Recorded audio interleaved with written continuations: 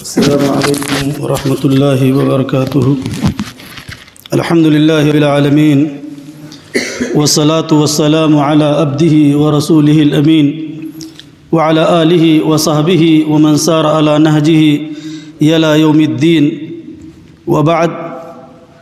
عن عمار بن یاسر رضی اللہ عنہ ان النبی صلی اللہ علیہ وسلم امرہ بالتیمم للوجه والکفین، وقال ابو عیسیٰ حدیث عمار حدیث حسن صحیح۔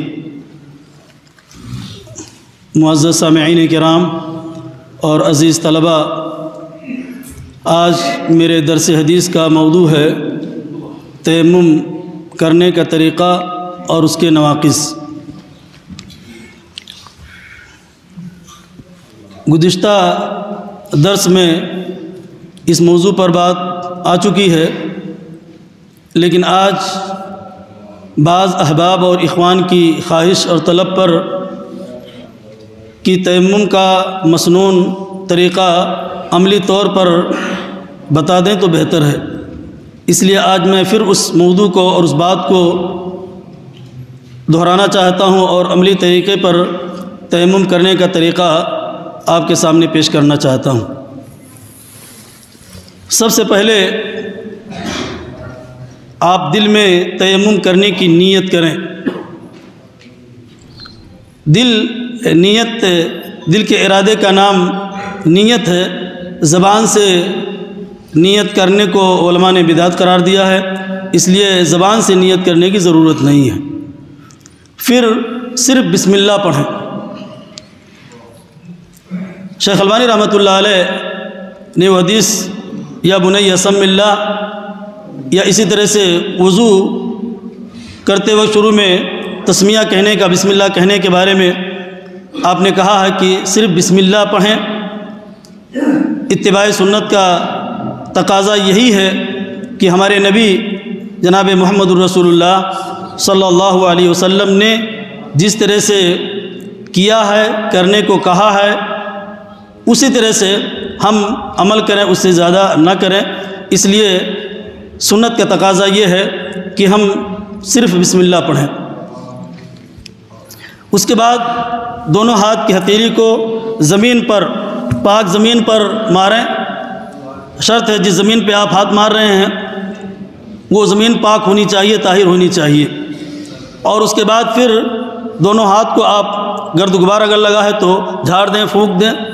اور اس کے بعد پھر دونوں ہاتھ کے اندرونی حصہ جو ہتھیلی ہے وہ چہرے پر پھیریں۔ اور اس کے بعد پھر بائیں ہاتھ کے اندرونی حصہ دائیں ہاتھ کے پشت پر پھیریں، اور دائیں ہاتھ کا اندرونی حصہ پھر بائیں ہاتھ پر پھیریں۔ اس طرح سے اب آپ کا تیمم مکمل ہو گیا۔ وضو کرنے کے بعد میں آپ کیا پڑھتے ہیں؟ جو دعائیں آپ وضو کر لینے کے بعد پڑھتے ہیں وہی دعا تیمم کر لینے کے بعد بھی پڑھنی ہے۔ اشہد ان لا الہ الا اللہ وحدہ لا شریک لہ واشہد ان محمدا عبدہ ورسولہ۔ امام ترمذی رحمۃ اللہ علیہ نے اس دعا کے ساتھ اللہم اجعلنی من التوابین واجعلنی من المتطہرین کا بھی اضافہ کیا ہے۔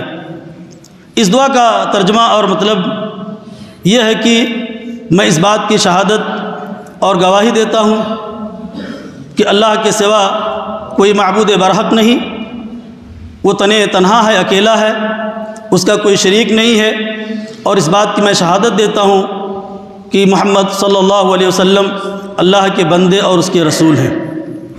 کلمہ توحید لا الہ الا اللہ کا ترجمہ اور معنی کرنے میں ہم میں سے اکثر سے غلطی ہوتی ہے، اور لا الہ الا اللہ کا ہم ترجمہ اللہ کے سوا کوئی معبود نہیں، یہ تعریف جامع نہیں ہے۔ اس لیے علماء نے کہا کہ لا معبود بحق الا اللہ، لا الہ الا اللہ کا ترجمہ اور معنی کہ اللہ کے سوا کوئی معبود برحق، سچا اور حقیقی معبود نہیں۔ دوسرا مسئلہ کہ تیمم کے وقت تکرار چہرے پر یا ہاتھ پہ پھیرنا یہ مقرر ہوگا یہ ایک بار، تو اس میں تکرار ہمارے نبی اکرم جناب محمد الرسول اللہ صلی اللہ علیہ وسلم سے ثابت نہیں ہے، اس لیے تکرار نہیں کیا جائے گا۔ یہ ہے مسنون طریقہ تیمم کرنے کا۔ اب اس کے بعد میں آپ حضرات کی سماعتوں کے حوالے چند ایسی باتیں کرنا چاہتا ہوں جس کا تعلق عمل کرنے سے نہیں ہے۔ معرفت اور جاننے کے لیے وہ بات میں آپ کی خدمت میں پیش کر رہا ہوں کہ ان شرائط اور ان باتوں کی حقیقت کیا ہے صحیح احادیث کی روشنی میں۔ بعض کتابوں میں تیمم کرنے کا طریقہ اس طرح بھی لکھا ہے لوگوں نے، اور بعض لوگوں کا اس پر عمل بھی ہے کہ دونوں ہاتھ کو ایک بار زمین پہ آپ ماریں چہرے پہ پھیرنے کے لیے، اور دوسری مرتبہ پھر آپ زمین پہ ہاتھ ماریں دونوں ہاتھوں کو کوہنیت تک پھیرنے کے لیے، اور اگر ناخن کے برابر کوئی جگہ چھوٹ گئی تو تیمم نہیں ہوگا۔ اسی طرح سے ہاتھ میں اگر انگوٹھی ہے یا چھلا ہے تو اس کو نکال دیں یا ہلا دیں یا حرکت کریں۔ یہ بعض کتابوں میں لکھا ہے، بعض لوگوں کا عمل بھی ہے، لیکن یہ طریقہ جو ابھی میں نے آپ کے سامنے پیش کیا ہے، بتایا ہے، یہ طریقہ صحیح نہیں ہے، یہ منمانی ہے اور صحیح احادیث کے خلاف ہے۔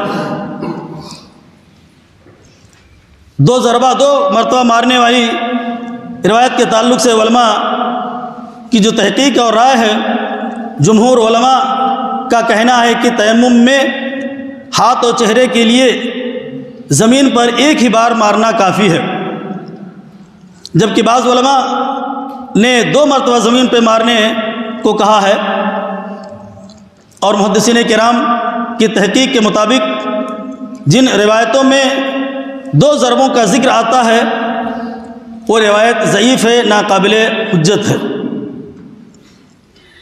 اسی طریقے سے دونوں ہاتھ کے کوہنیوں تک دھونے والی روایت، جن روایتوں میں الی المرفقین کوہنیوں تک اور الی الآباط بغلوں تک اور یا نصف الذراع آدھے بازو تک ذکر آتا ہے، یہ ساری روایتیں ضعیف اور ناقابل حجت ہیں۔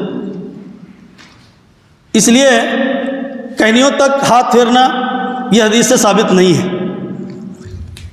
ہمارے نبی اکرم جناب محمد رسول اللہ صلی اللہ علیہ وسلم انگوٹھی پہنتے تھے، لیکن تیمم کرنے کے ضمن میں ذکر میں کہیں یہ نہیں آیا ہے کہ آپ اپنی انگوٹھی نکال دیتے تھے یا اسے حرکت دیتے تھے۔ تو اس طرح سے یہ مسنون طریقہ نہیں ہے، پہلے جو بتایا گیا آپ کو وہ مسنون طریقہ ہے۔ نواقض تیمم کو توڑنے والی چیزیں، نواقض یہ جمع ہے ناقص کی، جس کے معنی ہے توڑنے والی چیزیں۔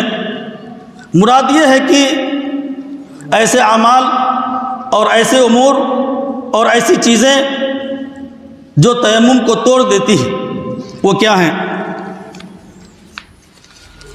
چونکہ تیمم وضو کا بدل ہے، اس لیے جن امور سے اور جن چیزوں سے وضو ٹوٹ جاتا ہے انہیں تمام چیزوں سے تیمم بھی ٹوٹ جاتا ہے۔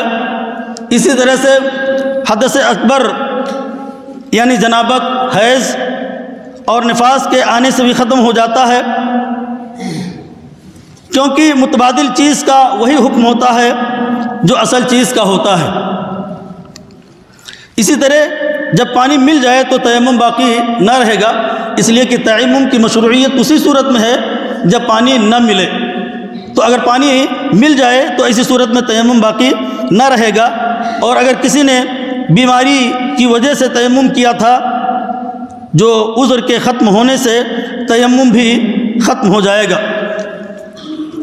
اسی طرح سے نواقض وضو بول و براز، پیشاب پیخانے سے، ہوا خارج ہونے سے، غسل واجب کرنے والے اسباب سے، اونٹ کا گوشت کھانے سے، شرمگاہ کو چھونے سے بشرطے کہ کسی حائل کے چھوا جائے، مزی اور ودی کے نکلنے سے، راجح قول کے مطابق نیند ناقض وضو ہے، خواہ نیند بیٹھ کر آئے یا لیٹ کر آئے، یا کھڑے ہو کر آئے، بشرطے کہ وہ گہری ہو اور اس سے شعور زائل ہو جائے۔ امام ابن حزم، شیخ البانی اور شیخ ابن باز رحمہ اللہ نے اسی کے مطابق فتویٰ دیا ہے۔ آخر میں دعا ہے کہ بارے الہ ہم سب کو اپنے نبی کی سنت کی اتباع کرنے کی توفیق عطا فرمائے۔ والسلام علیکم ورحمۃ اللہ وبرکاتہ۔